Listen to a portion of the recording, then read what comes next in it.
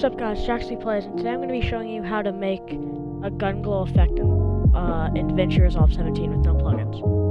The first thing you're going to want to do is, before you import your media or anything, you're going to want to click this little gear, and then go into your master settings, you change this to 60, then this will probably automatically change to 60, but if it doesn't, just change it. And then you can just set that. So now, right click, import your media. So what you're going to want to do here, you're going to want to import music, and you're going to want to import a clip. I'll use Santa Monica by Aries, and now I'm just going to want to import a clip. Preferably, this should be a pump clip, but it doesn't have to be. So you're gonna wanna find the point in your song. Find the point in your song that you want pump to.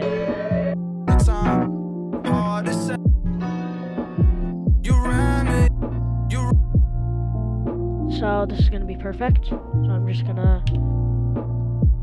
mark it and then drag this back. Now, I'm going to want to get my clip and find the first frame that the shotgun is actually fired. Add a marker and an in point. You click Shift and your right arrow.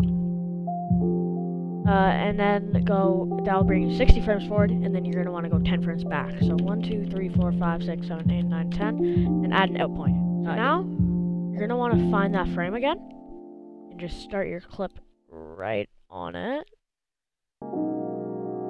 If your clips aren't linked, then just click this, like paperclip. Now that you have that, you're just going to want to stretch it back to the beginning. Okay, so it only goes here. So I'm just going to cut it this, drag it back. Oh, they should just be synced up. So that's really simple. So now what you're going to want to do is open up your retime controls and unlink your clips. The command for retime controls is Control R, and you can just click or unclick the paperclip. You're going to want to click on the little black diamond when your playhead is over your marker and add a speed point, and then go to the first frame your shotgun is pulled out, and add another speed point. And now go to the middle and add a third speed point. Now this first speed point, you're going to want to change it to 25%. This last speed point, you're going to want to change it to 400%. And you're going to want to take this, the second speed point, this one, and drag it so that the first speed point lines up with the marker. And sometimes it'll be weird and be like off a frame or something, like half a frame off. That's fine, just put it forward. And then all you gotta do is change this also to 25, and then just cut it when your audio ends, or if you don't have audio, just do the same thing. Shift, forward arrow, and just 10 frames back. So now it's nothing fancy. Just a little, velocity. So now you're going to want to cut either on your kill, or on your first speed point, and then a frame or two before your kill, or a little bit after. So I'm just going to go like this, then that will close the retime controls, so I'm just going to reopen them, and then cut. Then hold Alt on your keyboard and drag this up a layer. This is extremely important. So now, you're going to want to have your playback head at the start of your clip, and click on the color tab. Keyframe corrector 1, and open up your pen tool. And now what you gotta do, is you have to cut out /roto brush your pump in as little dots as possible, because the more dots, the harder it's gonna be to like adjust it, right? Because your pump's gonna move in those frames.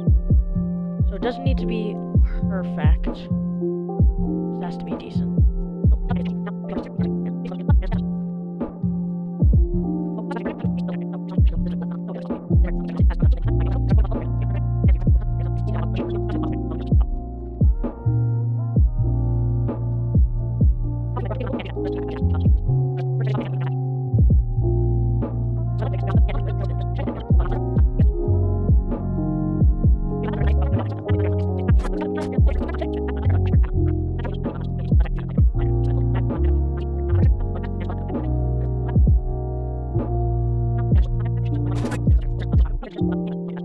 Connect your alpha output. And now you can watch it back. It should look something like this.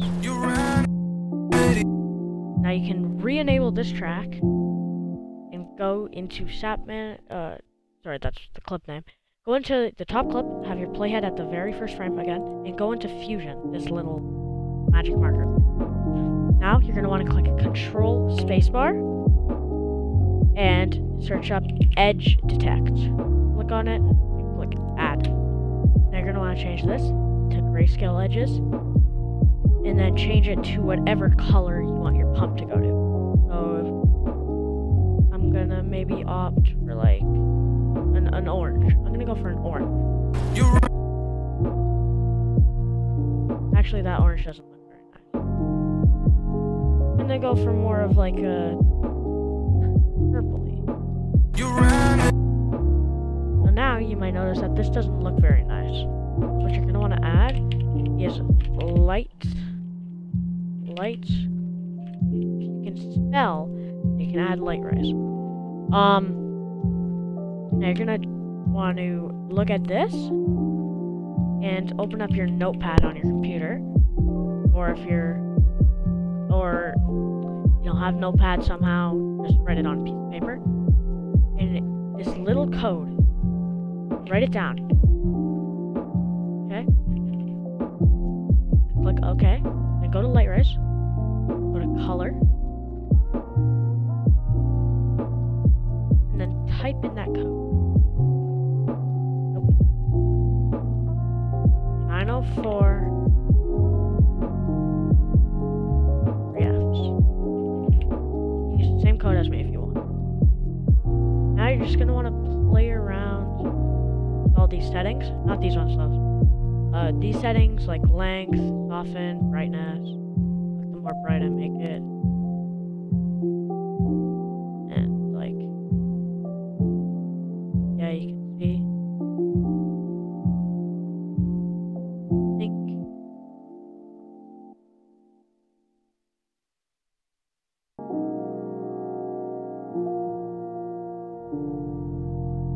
I'm just playing around with this. So now, this will look a lot better.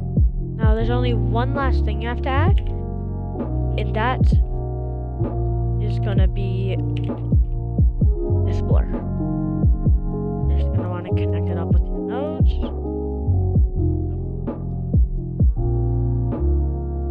You see, if you change any of these settings, then it'll just look weird. Now you're just gonna want to change this strength down to 0.156. You don't actually need to add the 6. Now, it's not a very noticeable difference, but yeah. Then you can just add a shake if you'd like. You can add just a preset shake, which is actually what I'm gonna do, because I'm not that good at making shake. So yeah, that's it. It looks something like this, but instead of a black screen, there should be the thing. Gameplay. So yeah, that's it.